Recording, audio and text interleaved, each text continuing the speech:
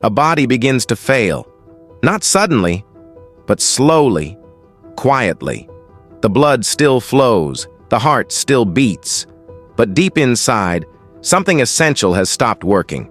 Toxins begin to build. The body turns against itself, and without intervention, there is only one direction left. Endings like this were once inevitable, because when an organ failed, there was no replacement.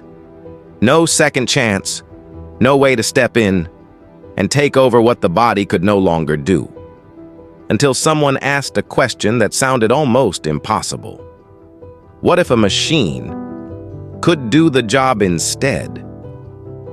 This is Forgotten Minds, where impossible ideas become lifelines, and the people behind them are often lost between invention and recognition.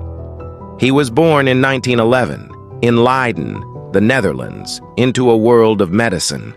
His father was a doctor, a man who spent his life trying to save others, and from an early age, he watched, not just the treatments, but the limits, the moments where effort wasn't enough, where knowledge stopped short, where patience slipped away, not because no one cared, but because nothing more could be done. Those moments stayed with him, quietly, until one day, they became something else, a decision, to not accept those limits as final. He studied medicine, followed the expected path, learned the science, understood the body.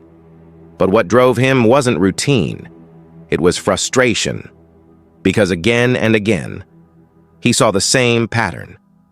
Patients with kidney failure, poison building in their blood, no treatment, no escape, just waiting. And he refused to accept that. But the timing of his life made everything harder, because as he began his work, the world changed. War. The Netherlands fell under occupation during World War II. Resources became scarce, freedom limited, movement controlled. And yet, in the middle of all that, he started building something no one had ever truly made before. Not in a lab filled with advanced equipment, but in a hospital with scraps, improvised materials, whatever he could find, cellophane taken from sausage casings, wooden drums, pumps assembled from available parts. It didn't look like the future. It looked fragile, temporary, uncertain, but within it was a revolutionary idea, a machine that could filter blood, remove toxins, do the work of the kidneys outside the body, what we now call the dialysis machine. At the time, it wasn't proven, it wasn't trusted, and it certainly wasn't easy. The early attempts failed.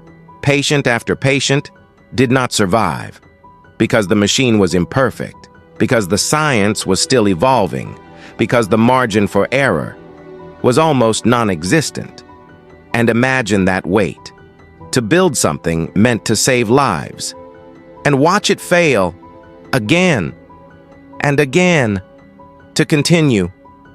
When every result tells you to stop, but he didn't stop, because he believed something deeper. That failure wasn't proof of impossibility, it was part of the process. And then, it happened. A patient survived. A life that would have been lost was saved, not by the body alone, but by the machine he had built. In that moment, everything changed, because it proved something extraordinary.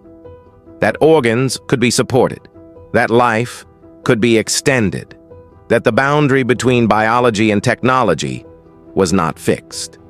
But even then, recognition didn't come easily, because the world was still recovering from war, because medicine moves cautiously, because radical ideas take time to be trusted, and because he had built it in isolation, without the backing of major institutions. Still, his work spread, slowly, then faster. Dialysis became more refined, more reliable, more accessible. Hospitals began to adopt it.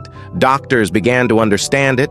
Patients began to depend on it. And suddenly, what once seemed impossible became essential. But he didn't stop there. Because for him, This was only the beginning. He moved to the United States, migrated in search of better resources, more opportunity to continue his work, and there, he expanded his vision, from kidneys to the heart. He worked on early forms of artificial hearts, devices that could support or even replace the function of one of the most vital organs in the human body. Again, facing skepticism, doubt, technical challenges that pushed the limits of engineering and medicine. But again, he persisted. Because he wasn't just building machines, he was redefining what medicine could be. Not just healing the body, but supporting it, extending it, giving it time. Time to recover, time to survive, time to live. And over the years, his contributions became undeniable. Dialysis saved countless lives, artificial organ research advanced. The field of biomedical engineering grew, in part because of the foundation he helped build.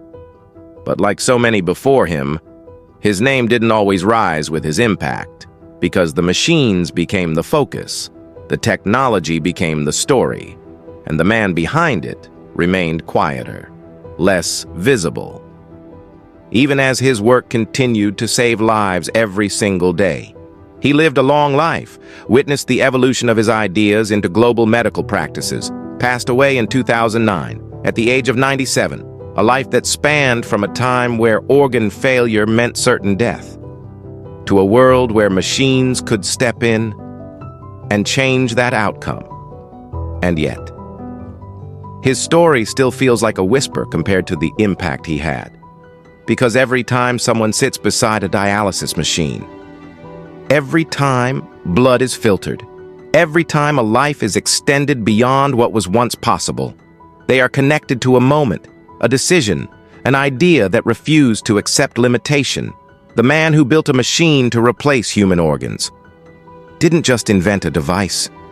He challenged the definition of what it means to be alive, where the body ends and where human ingenuity begins.